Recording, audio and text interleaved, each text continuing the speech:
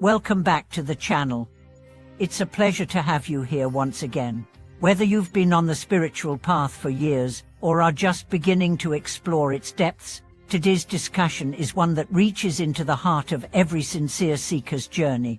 Have you ever wondered why some people, seemingly with very little effort, attain profound realizations or spiritual breakthroughs, while others, despite years, even decades of practice, remain stuck, confused, or stagnant? It's a question that has puzzled practitioners for centuries. Why is it that one person can chant a Buddha's name for 3 years and attain liberation, while another practices diligently for 30 and sees little result? Is it luck, karma, some hidden secret passed down only to the worthy? Or is there something deeper, something so fundamental yet often overlooked, that makes the difference? In this video, we'll dive deep into this mystery.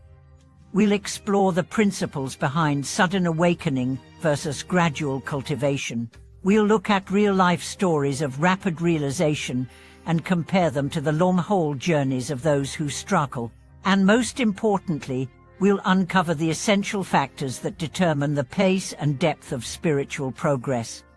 So, let's begin by acknowledging a simple truth. Not all spiritual journeys look the same. Some are like lightning, sudden, shocking, illuminating the path in an instant. Others are like rivers, steady, persistent, carving through stone over time. Both are valid, both are beautiful, but the conditions that make one possible over the other are not random. Let's consider the story of a man who lived in a small village in ancient China. He was a butcher by trade, coarse in speech and rough in manner. One day, he heard a monk chanting the name of Amitabha Buddha. Something about the sound pierced his heart. He felt an overwhelming surge of emotion, dropped his knife, and vowed never to kill again. He began chanting with all his heart, day and night. Within 3 years, he passed away in meditation posture, a smile on his face, a subtle fragrance filling the room. Villagers reported visions of light. It was said he had been reborn in the Pure Land. Now compare this with the story of a scholar who spent 40 years studying the sutras, memorizing teachings, and debating philosophy. He could quote entire texts but remained restless, judgmental, and bitter. At the end of his life, he confessed to feeling like he'd missed the point. What made the difference? To answer that, we must first explore the concept of sincerity. True spiritual progress doesn't come from the volume of information you consume. It comes from the depth of your heart's engagement. The butcher didn't know the doctrines. He didn't recite sutras, but his heart was open. He had faith. He had humility. He surrendered fully. And in that surrender, he connected to something beyond words, pure presence, pure devotion. This is the power of wholehearted practice.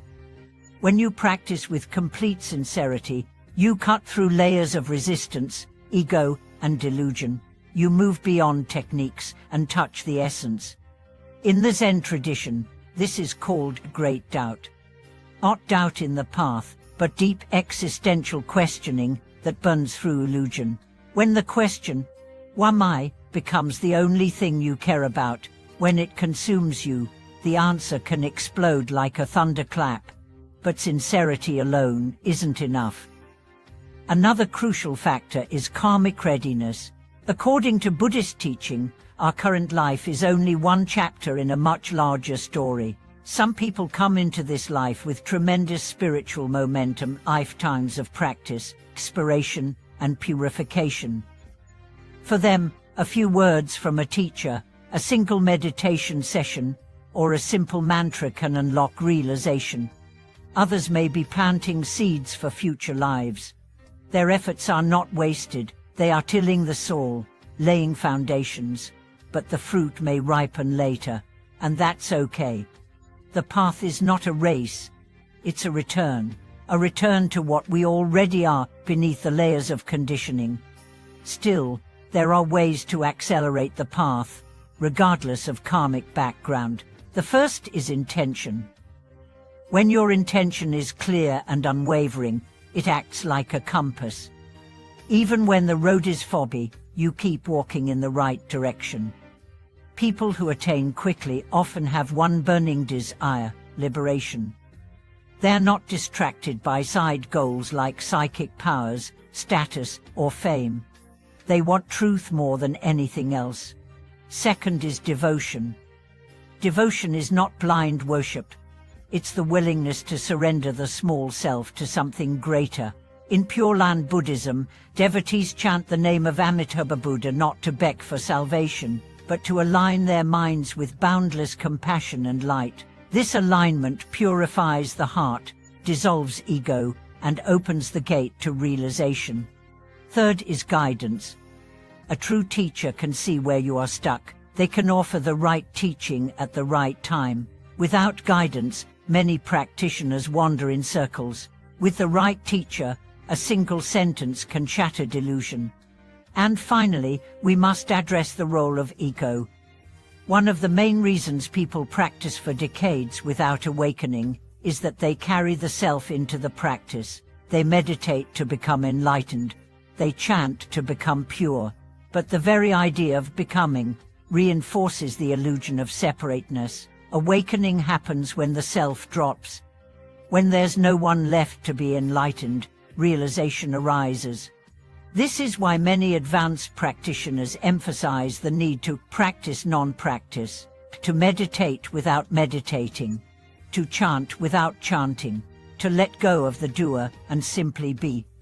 This paradox is not easy to grasp, but once experienced, it becomes the gateway to the deepest peace.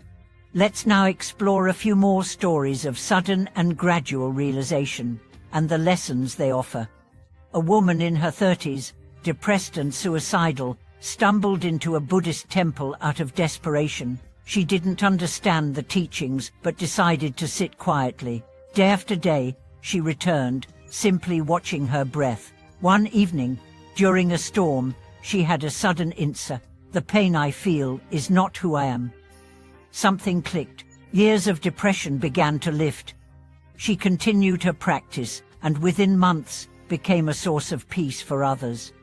Another practitioner spent 10 years doing elaborate rituals, chasing teachers, and collecting initiations, but he remained arrogant and restless. One day, his teacher said, "Sit, do nothing." At first, he resisted, but finally, he let go, and in that letting go, he realized he had been running from silence. The silence embraced him, and for the first time, he felt real joy. These stories show us that awakening is not about effort alone, it's about alignment. When the heart, mind, and intention align, transformation becomes inevitable. So, if you're on the path and feel like you're not progressing, ask yourself, am I practicing with my whole heart? Am I chasing goals or dissolving the chaser? Am I willing to let go, or am I clinging to the idea of progress? And if you've been gifted with quick realization, don't become proud. Remember, it's not you who awakens. It's the dropping of dew that allows awakening to shine. Stay humble. Keep practicing. And most importantly, serve others. The greatest sign of realization is not what you say, but how you live. Do you bring peace?